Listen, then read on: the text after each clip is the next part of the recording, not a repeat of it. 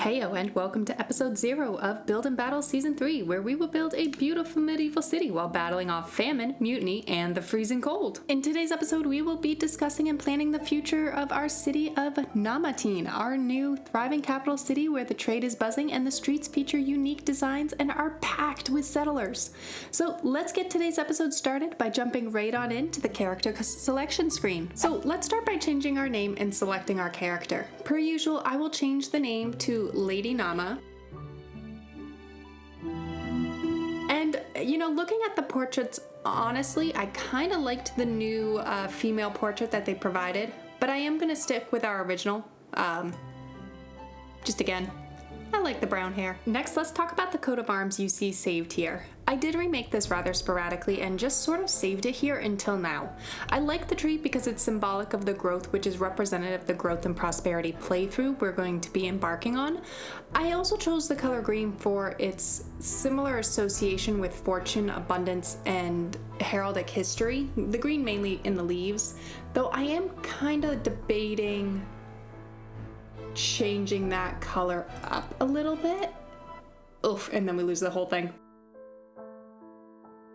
Alright, let's remake this really quickly because I do want to see if we can get just a little bit of darker green in here. So let's have some fun.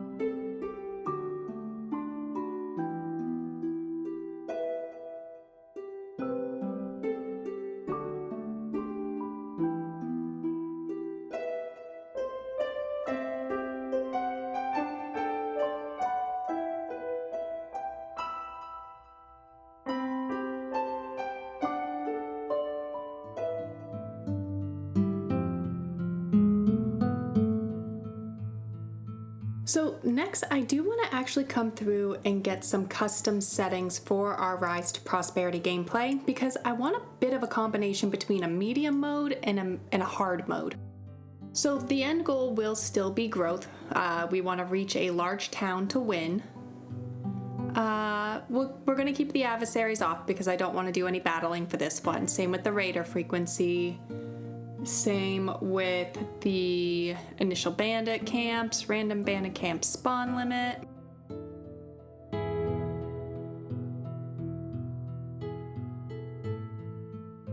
Debating if we want to start in winter or spring. I think we'll start in spring for now. Nah, we'll start in winter. Why not?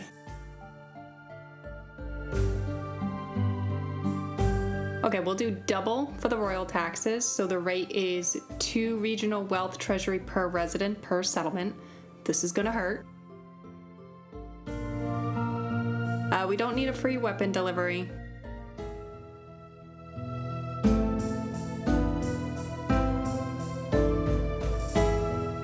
We'll leave that as balanced for now. I am going to leave food spoilage as standard only because it's my first time playing through with this new patch. So I haven't gone to play around with the fish or the meat and the salt yet. So I'm going to leave this as standard just so we can kind of get our hands dirty with it and see how rough this is. So the approval factors will have medium penalty. I do want to leave the well placement on an underground water. Weather events, players get a warning if supplies get soaked, and when the next rain comes, they may get destroyed. A chance of random droughts in the summer, which may kill crops. We'll leave that balanced for now as well. Alrighty, so I think that will just about set up our gameplay. So let's hit go and let's see what we get for our first territory.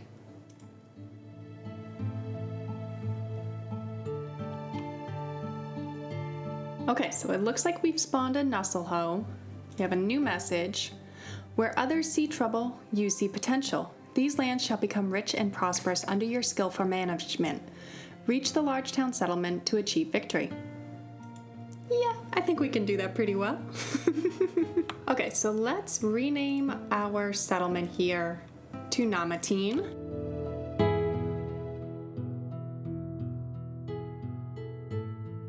And let's zoom on out to see kind of what we have for resources. And I'm kind of loving we got spawned in the exact same spot we did for season 2. So this is what we have to work with. So let's start by taking a look at our resources, fertility, and underground water. As far as it goes for our fertility, we're doing pretty darn good. Emmer is very high, flax is decent, barley is decent, rye's naturally going to be great because the whole point of rye is to offset game mechanic difficulties like droughts, etc. So I think we're doing pretty good there. Our underground wells are really good as well. I plan on placing more than one well this season. So we have a lot of underground veins up here, up on the cliffside, as well as down here, which I quite like. Now, as far as it goes for our resources, we have an okay clay deposit with 107 units, iron deposit okay with 179 units, stone deposit also okay with 120 units, a rich shoal of fish, which I'm wicked excited for. That actually has 715 units on it. And then we also have, the mediocre wild game of 20 out of 20 resources. Honestly, just the shoal of fish. I'm wicked excited that we got a rich deposit fish because 1, I love fish. It tastes delicious. And 2, I want to see how many fish we can actually catch between in-game seasons. I'm hoping to run an experiment similar to what we did with our berry deposits back in Season 2 of Build&Battle and see how often and how much the deposit replenishes each month. This also means I'm going to want to spend a development point on advanced pond keeping, which is a new development point introduced in the recent patch. So if we kind of scroll in here, right here. So advanced pond keeping doubles the maximum capacity of all shoal of fish in the region. Additionally, workers are able to cut holes in the ice of a fishing pond and use baited hooks to catch fish beneath the frozen surface. It allows for all year-round fishing. Honestly, that's just gonna be really nice. I haven't played it yet, but I almost think it might be better than the berries because the berries just, when winter comes, they're done. They're out of season. The fish, on the other hand, you could keep fishing. And if I'm reading this right, hypothetically, does that mean we'll actually have 1,400 fish that we can fish throughout the year? Now, we do have to be careful not to deplete the pond because then the fishies won't breed and there'll be no more fish. On that note, I am also looking to experiment with the advanced skinning as this doubles the amount of meat produced by hunters, butchers, and the animal pen backyard extension. We have a basic wild animal deposit where we have just 20 out of 20 animals, but where I really want to experiment is with the backyard extension and the pigs and the butchers in particular to see if this node has any added value now that we have this new mechanic involved. And then coming back out to our overview map, I also want to mention that we do not have a salt deposit in our territory, and thus I think food spoilage is going to probably be one of our biggest hurdles we have to overcome. Naturally, I plan on growing across this entire map. However, our salt deposits right now are just in Goldhof and Hofstetten. And they're rich deposits at least, but there's only 2 of them on the entire map. So yay, that's going to be a little bit of a challenge, I think. So as far as it goes for determining our strategy and how we're planning on providing food to our settlers, we honestly got pretty lucky because we have decent fertility across our map. So this does mean we'll probably want to take advantage of the farming development tree, specifically the orchardry, which, lets you grow apples. Also, the having plowing, which enables oxen at the farmhouse for significantly faster plowing of large fields, as well as bringing crops back to storage more efficiently. I think we'll also probably go for fertilization, which allows the use of a fallow field as a pasture, which honestly restores lost fertility, which I found really useful back in Season 2. And then, honestly, I think also bakeries, because I didn't get to play with this in Season 2, and it produces bread from flour with twice the efficiency of a communal oven. Why not? Let's see just how efficient it really is. So in Season 2, we did experiment with sheep breeding off camera, and it was okay. It did result in lambs being born, but in the game's current development, I do not see this as fully beneficial yet. If we can slaughter the sheep for meat, then I will probably be more tempted to utilize sheep breeding again, but until that time, it's simply a means to cut the cost of the livestock trade. Really, once you have the sheep, they can do their private business in the fallowed fields, restore the fertility, and you can extract the wool without having to worry about them dying, particularly quickly. So the growth to death rate on the sheep doesn't warrant it to me yet. If we can kill the sheep and eat them, then yes, I think it might be a little bit more beneficial for another season. So ultimately, I consider our strategy balanced between farming and foraging. I will probably prioritize our farms beneath the cliff so we can look out over the King's Road and admire our fields of barley and grains. But because of the new patch, we're also going to take advantage of this rich that's going to be a tongue twister. Rich fish deposit. Because, it's a new mechanic. It's new, it's shiny.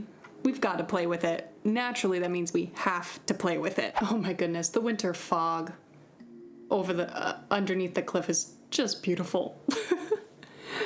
Anyway, something I'm really looking forward to experimenting with in this game is the trade mechanics. So Namatine will be the trading hub for outside connections and hopefully the center of an internal trade amongst our future territories. Because of this, I am going to be a little bit more strategic when it comes to laying out our city because I want the trading posts to be close to the King's Road as well as our original city center where I plan to beef up all of our artisans. I will also be adding a little challenge to our gameplay by actually avoiding the trade development nodes. I want to see how brutal the game can get and be strategic with the specific trade routes we open in Namatine.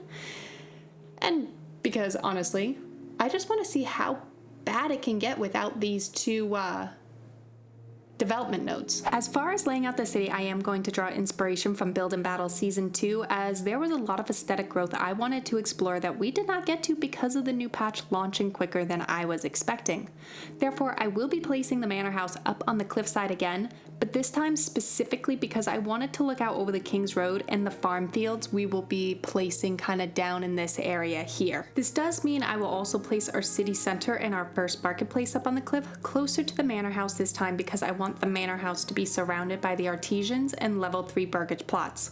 And who knows, maybe the manor houses will have a patch upgrading them to stone and something more prominent looking along the lines of a castle instead of just a very, very fancy home. Now, the trading posts will also be very important this season. I naturally want one near the city center and the manor house, but then I'll also probably see whether or not more than one trading post is actually beneficial in the game's mechanics, and thus I'll probably place a few more kind of closer to where our territory borders the others, and maybe even closer to this outside trade point. It's going to be a little bit of an experiment because I didn't get to play around with this too much in Season 2, and this being more better defined as can more trading posts increase your actual trade. So with these areas in mind, I want to just take a second and start building in a general road layout to get us started in anticipation of Episode 1 airing tomorrow. So let's jump in and get a few arterial and connector roads in for our settlers and kind of just enjoy the road mechanics a little bit.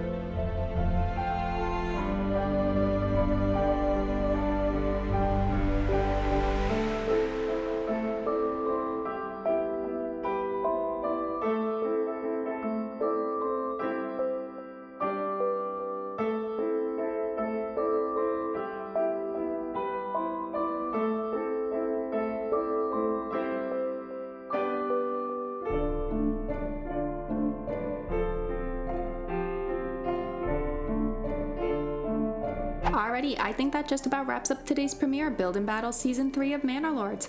If you're excited to watch Season 3 unfold, then be sure to hit that subscribe button and hit that bell to be notified of new shenanigans unfolding every episode on Monday at 8:45 EST. Until next time, I hope everyone has a phenomenal week.